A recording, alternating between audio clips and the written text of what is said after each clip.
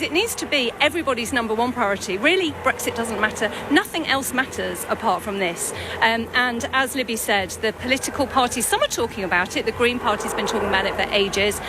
I'm not hearing a lot from Boris Johnson's camp on climate change at the moment. And, of course, Caroline Lucas has done a great job for years. So the other parties need to pick it up and really run with it. There's quite a friendly middle-class atmosphere here. There's lots of friendly police officers, bottled water being handed out. It's very white demographic. Do you think protests like this make a difference? Are we speaking already to the converted?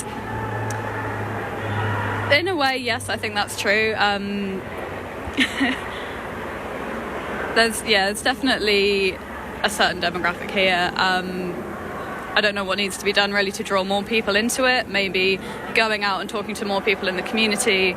But the message is really trying to get through to the politicians. I think the majority of people in the country know that this is a problem. So yeah, we really want to just see change in the whole country. Just a quick clip here to illustrate the video. My first observation though is I was quite shocked they even mentioned the fact this demonstration was so white, because usually when they make an accusation and say something is white, it's a negative. You can look back at Jon Snow on Channel 4 saying, "I've never seen so many white people in one place for this Brexit rally." Essentially, having too many white people is bad, but this event, this is globalism 101. This is something they support, the climate change religion. And to say that is mainly white is very unusual. The first stat I want to share with you that shows why this event being mainly white makes no sense is the fact that we know London is now, and actually since 2011, minority native white. It's less than 45%, and even white as a total is less than 60%. And bear in mind, this is 8 years ago. It's even worse than this. And also specifically, if you look at under 16s, I'm guessing the native white English under 16 would be about 15-20%. It's tiny. The younger you go, the less whites you have. Under 5s, I dread to think. But anyway, the point basically here is there is plenty of non-whites in London of that age, of the school age, who could have gone to this event. Plenty of them, in walking distance, could catch a bus, but they weren't going. That's very interesting. The second stat I want to share with you, and bear in mind, this is Sky News, not me, don't shoot the messenger, but yes, just under 50% of the murder suspects in London are black. Almost half the murder suspects in London are black, and 75% of them are non-white. Only a quarter are white. That's the facts, that's how it is.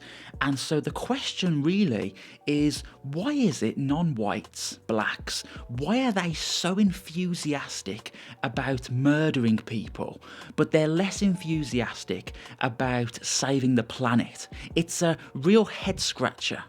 Of course, the reason for these differences in behaviour between the races is quite simple. It's because humans are not the same. We are different. We have different abilities, different levels of behaviour, and much of it comes down to delaying gratification and long-term thinking. So Europeans, we evolved with cold winters. We had to plan years in advance. We had to save our seed crop. We even had to do crop rotation over many years. Very advanced thinking. And so the only reason we are here is because certain white people thousands of years ago, they worked it out. However, in Africa, they never had winters. They had abundant resources all year, like fruit, vegetables, wildlife. And so they never had to plan long term.